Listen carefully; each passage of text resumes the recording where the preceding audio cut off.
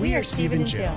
Together, we've been buying and reselling land since the 90s. Our data-centric approach leaves our buyers asking, how can you sell it so cheap? Here on the Land Academy Show, We answer that and more.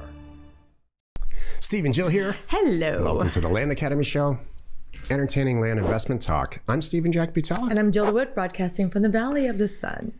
Today, Jill and I talk about how money works in your land business, and really just how money works at all. Did you write this for me? No. Okay. No. I got to ask. Okay, let me back up here.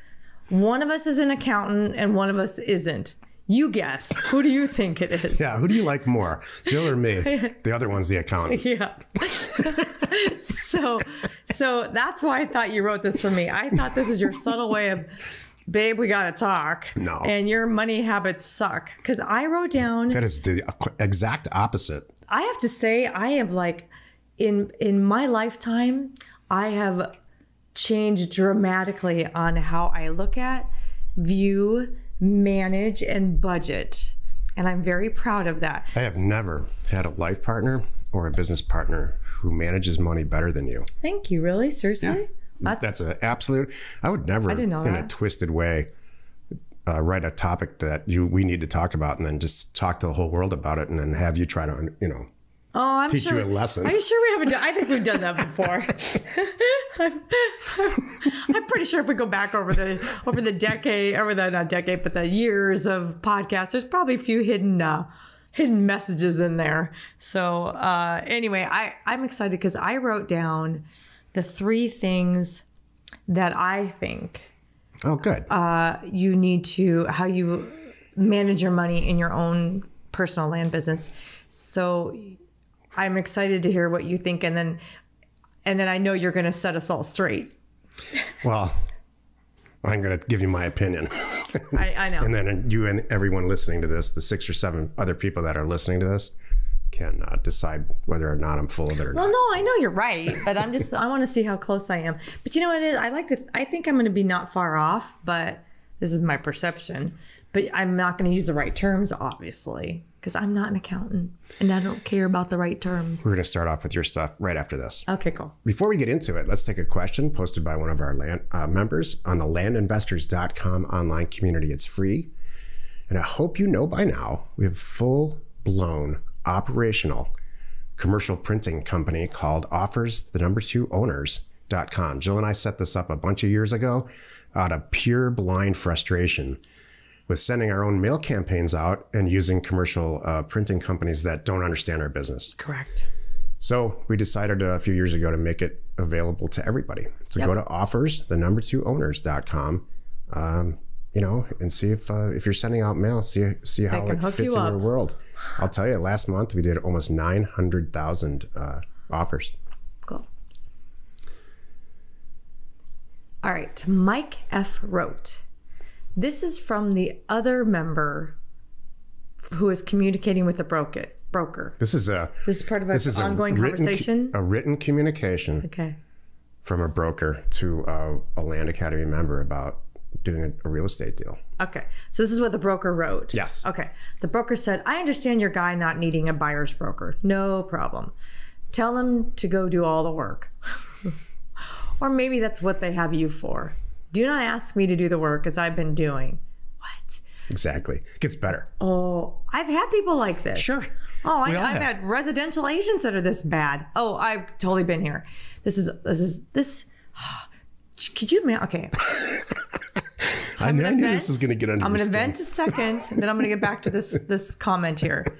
How is this person going to have any business? Can you imagine? So you hire this guy and this is your response. So they're saying, let me go on here. Or maybe that's what they have you for. Do not ask me to do the work as I've been doing. Do not call me to go look at lots for you and get a good deal. I get nothing. Do not expect me to work for nothing. I'm helping you as a buyer's broker. Yes, I do need to be compensated for that. I'm a busy broker and do not have the time to run around for people so they can make all the money. Hold on. I'm here to make all the money. You're here as a broker to serve me. If you're smart, go do what I do. Become a Land Academy member. So, but don't tell me that so you can work for me so I can make all the money. You signed up for that. This person must be from California. Go ahead. Oh, no, it's not from California. We're going to stop on the California bashing soon, I hope, right? Maybe, right? Yeah, go ahead. All right. As a broker yourself, I am confident you would not work for free. Neither do I.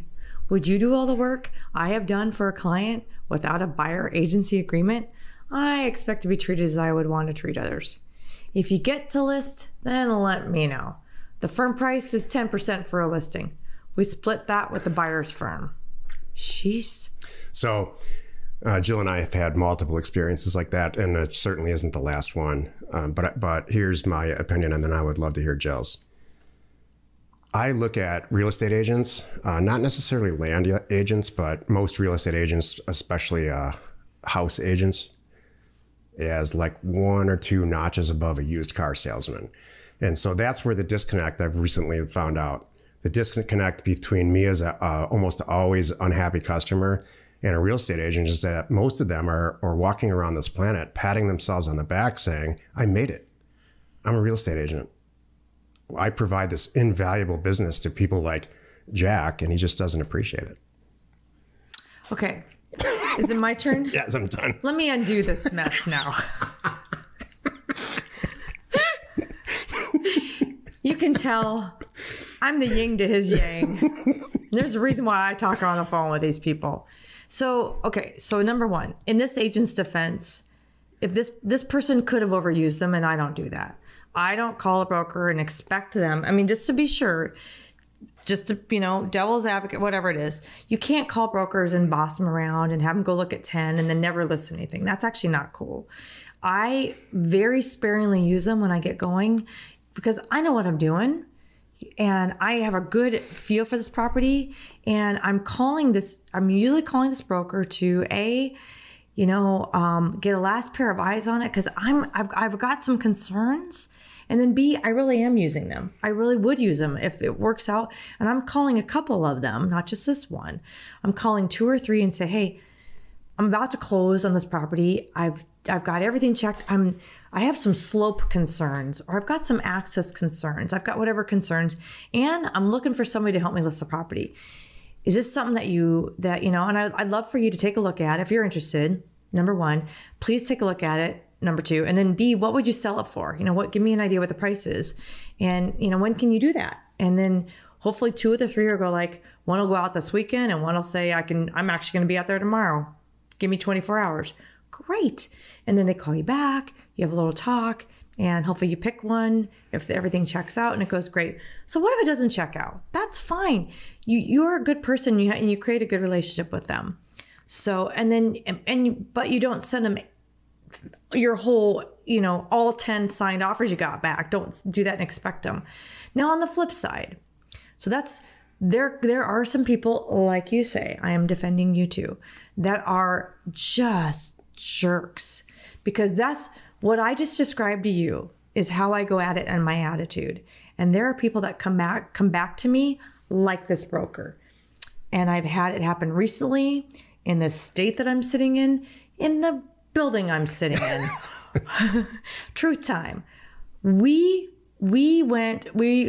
found an asset, and we usually do our own deals, right? So I'm dealing with the seller's broker, and the seller's broker said, go get your own forms, Jill. Have a nice day. Good luck. I'm like, I'm not going to do that. Why would you do that? The whole point is, silly, you're going to double end this deal. So you're going to get both the commission. I could go get a broker, and now you're going to get half. She played us for a fool. I know. So, which is 90% of my experience with real estate agents. So yeah, there are people out there that are, you know what, this guy is, no matter how we got to this point, we're not on the same page. Everybody needs to walk away kind of thing. And he could have been a jerk going into it. Who knows? And maybe he's jealous. Honestly, maybe he's jealous because he's not an investor and he can't figure out how to make that transition. And I feel bad for him because I'm here to tell you, we have many successful real estate agents here in Land Academy that do both because they get it. Because they get it. They get it and they're smart. And I think that Now, as Land Academy members, they're better agents if they even choose to do that at all. That's correct. Because I know a lot of them too, by the way, that came to us as already successful agents, right? But they're like, I'm tired of making money for somebody else. I want to make money for me. And then they transition to go, no, I don't have to do that anymore. I don't even want to do deals for other people because the time it takes me to close this guy's deal and get 10%, I'd rather do it for myself and make 100%. I know this is true because that's me. Yeah. I was a very disgruntled commercial real estate broker. There you go. Back in the early 90s and very frustrated representing other people. I just wanted to do it myself. Yeah. And so, yeah, we have real estate agents that are involved in Land Academy end up being great investors because, you know, as long as they've sought it out themselves. You know, I've tried to explain this business. I stopped trying a long time ago to a regular real estate agent and they're like, they don't, I might as well be asking them to become, you know, a manufacturing expert. Right. It's that foreign to them.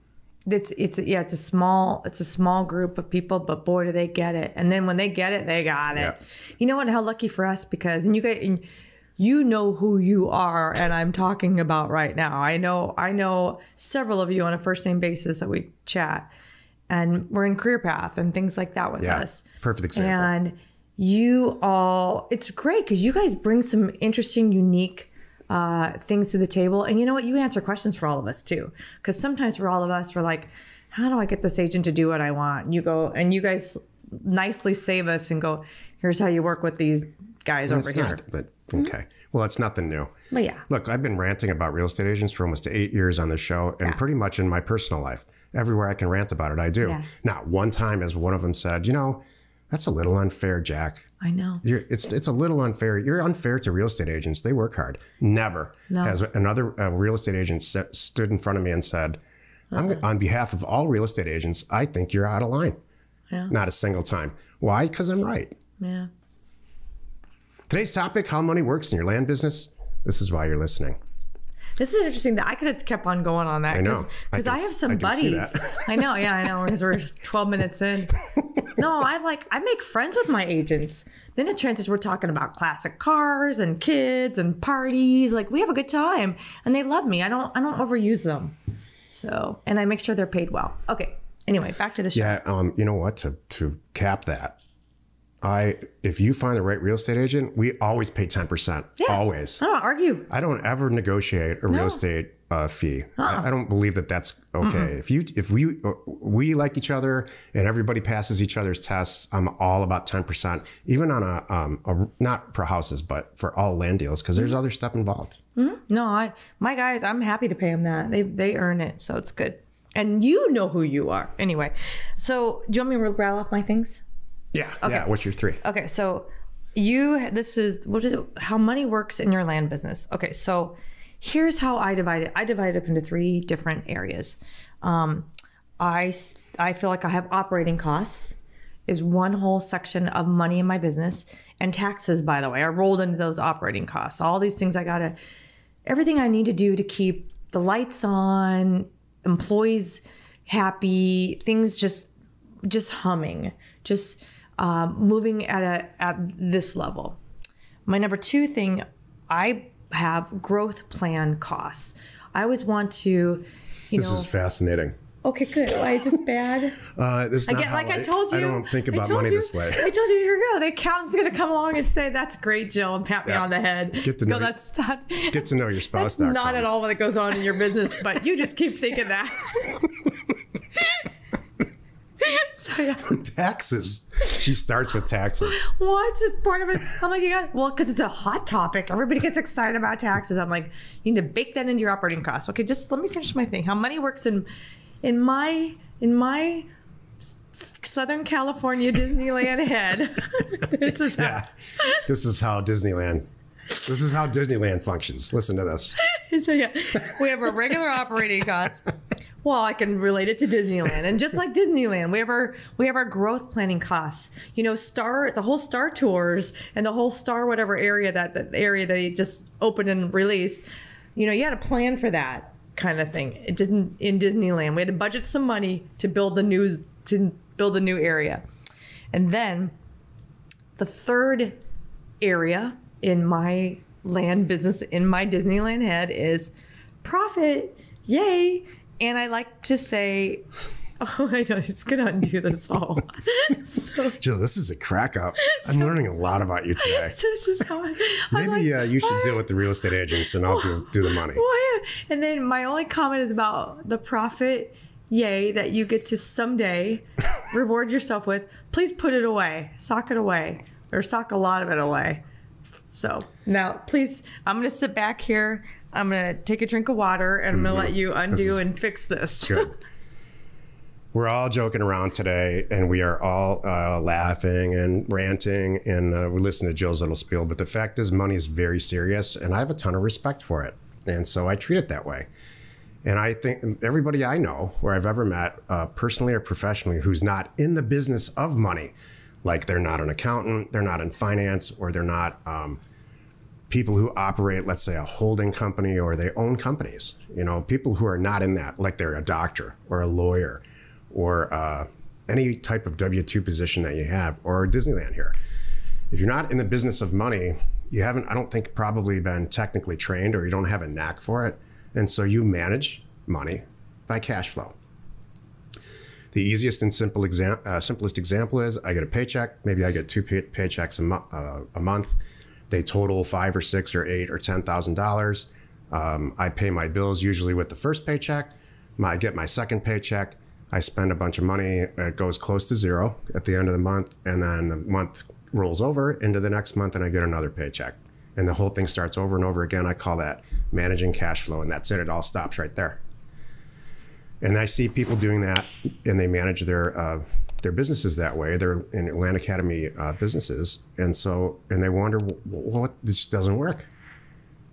That's not how you have to sit down and really sit down in front of a spreadsheet, put money into a separate bank account. Let's say $50,000. You're going to spend money on education, whether it's here or elsewhere. You're going to spend money on getting mail out, and you're going to watch that money go down, that money, and the further it goes down. You need to start with a budget. So you're going to put $50,000, let's say, into this thing. You're going to consciously target property that makes $30,000 to $40,000 or some number, $10,000 of profit. And so you want to manage and micromanage it in a spreadsheet with dates. I spent this much on mail. Now I've got $40,000 left. There's a bunch of mail going out. I've got these 5 deals. I can afford to do this deal, and this deal. I need deal funding for the next deal. And so now I've got 2 or 3 deals done. And the next month or the next 2 months, that $50,000 went down to 40 and then went back up to 70. And then it went down to 50 and then it goes back up to 90. Here's the kicker. Number one, you need to be conscious about this. Otherwise, you're going to let it happen to you, and then you're going to wonder where all your money went. Probably 98% of the people I know do it the way that I described in the beginning, both professionally and personally. What you want to do is have a budget like I just described and implement the budget to the letter.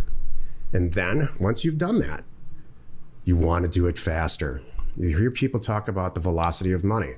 That there's finite components and there's fixed components to this and variable components. The fixed component is dollars.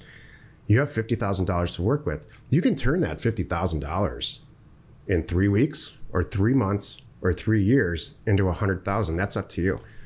How fast are you answering the phone? How fast are you sending mail out? How fast are you getting the employees that you need or hiring people in the Philippines to do the stuff that you don't want to do? That's the velocity of money. You're putting that money to work. Wow, she's bored. Was that 3? Was that all of it? There's no 3 in this. Oh, you assigned 3. Oh. So I'm not sure what Jill was talking about, taxes and stuff and operating costs. Well, again, you have your way of reading the topic and I have mine. That's how I took it. And like I said, you're going to undo it and fix it. So thank you. I appreciate that. I'll say this again. I have never had the pleasure of having a business partner or a life partner be more conscious about where dollars are spent than Jill. And I mean that. At least you can trust me. I may not know the big picture and where it all goes, but at least I'm good about it. Thank you very much. Happy you could join us today. 5 days a week. You can find us here on the Land Academy Show. Tomorrow, the episode on the Land Academy Show is, well, I actually interview Dan and Emily Vanderben, as Land Academy members. And I was shocked because it's a husband and wife team like Jill and I didn't know Emily was going to even be on. That's so cool. So she just sat down right after all the cameras were running and really kind of told us why her husband failed at a bunch of stuff. And how she saved yes, it. That was the whole show. Exactly. And he nodded his head a lot and said, yep, that's what happened. Yep. Yeah, she fixed that. Yep. She took the phone away from me. All of that. Yeah, I got it. Really very familiar with this whole thing. Yeah. I sat there with my jaw on the desk going, that's pretty much my story too. That's good. You were not alone in your real estate ambition. I have one little thing to say, by the way.